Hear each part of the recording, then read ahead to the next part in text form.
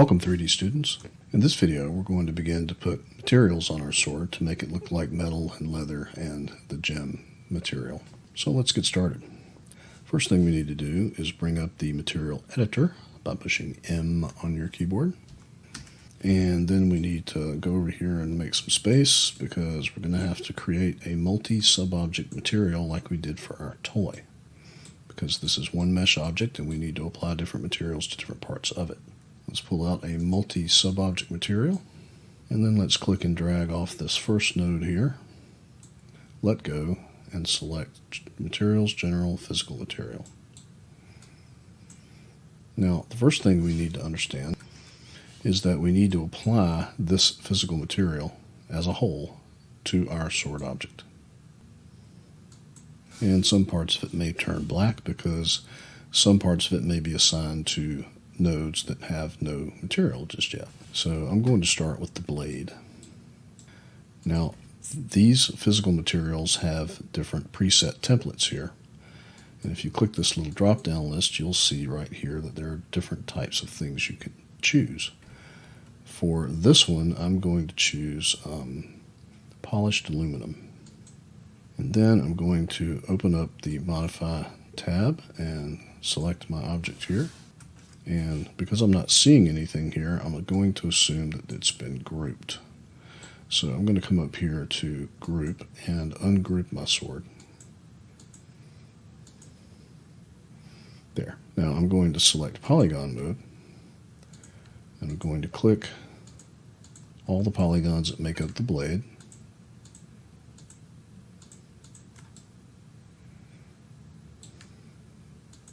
I'm going to make sure those are assigned to material ID number 1.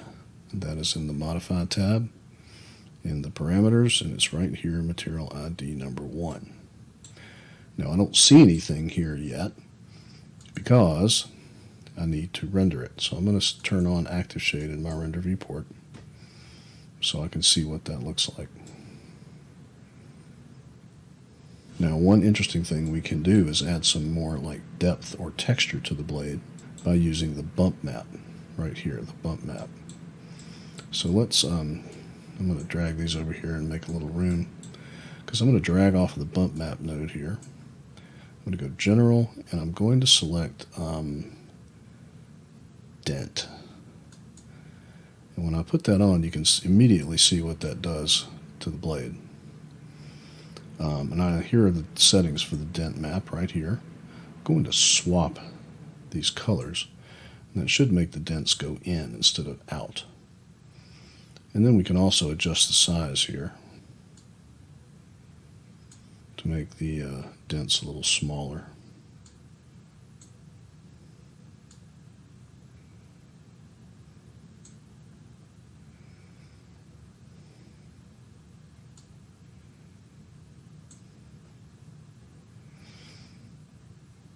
And we can adjust the strength. I'm going to perhaps make it not quite as strong here. And then maybe take the iterations down a notch. No, that doesn't look good at all.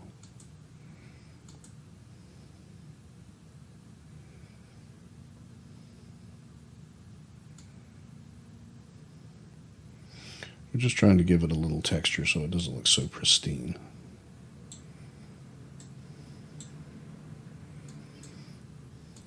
All right, so let's do the this piece right here and maybe the crossguard as well.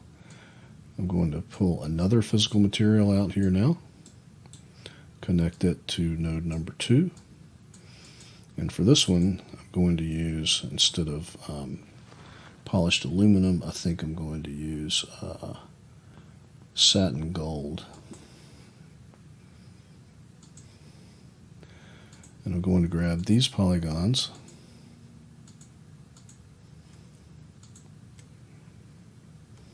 I'm going to turn off Active Shade for a second.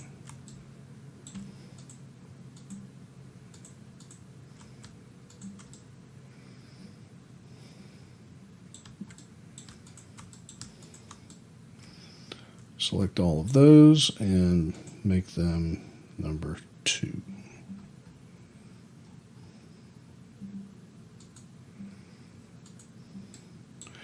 Turn on active shade and see what that looks like.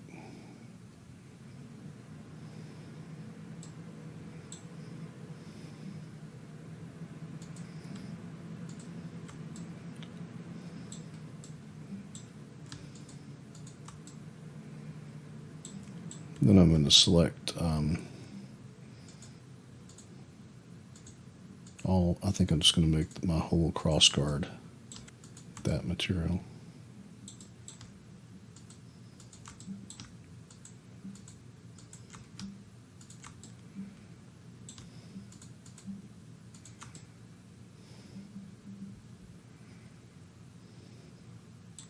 So that would be material ID number 2.